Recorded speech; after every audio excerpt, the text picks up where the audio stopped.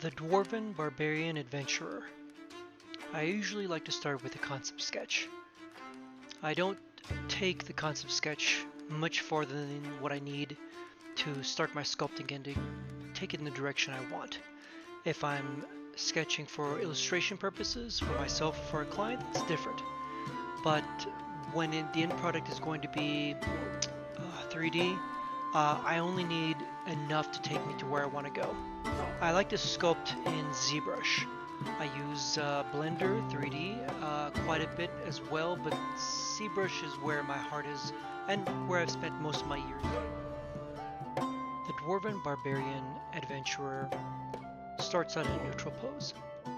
I'm going to be taking advantage of this initial body and probably adapting it for the others in the adventurer party that she's going to be belonging to.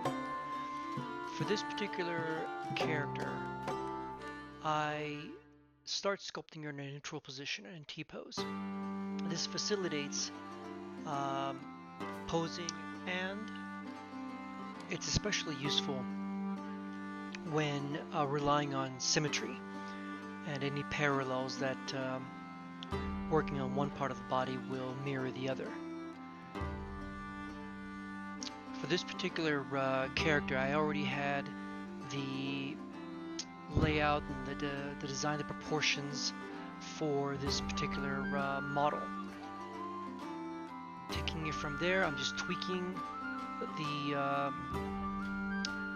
angle of the limbs, the pose, some of the detailing before I start to mask the body in order to generate an extrusion of material for clothing and armor.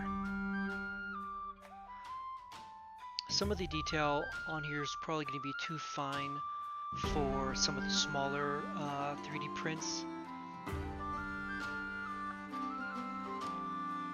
The larger 3D prints will be able to show off the detail probably a little bit better. Some of the information I'm going to be using on the model, particularly to generate renders for promotion for graphics. So it pays off to pay attention to some of the small details, even if you're not always going to be able to see them, especially for a tabletop miniature. This character, like a lot of my work, relies on a stylized form and leans into the pinup archetype. It's something that I've been working and doing for most of my career, and that is what I'm known for. Whenever I seem to try to delve into my personal work, into more generic fantasy, science fiction, it tends to be less popular than most of my pinup work, so that's what I'm going with. I had a lot of fun working on the previous set, the Goblin Girl Adventurer Party, and I'm looking forward to seeing how this Dwarven Gals Adventurer Party set ends up turning out. It is going to be something that's going to be fun, and I hope that everybody enjoys it. And I hope that you enjoy the video and get a sneak peek at kind of where I'm going with this.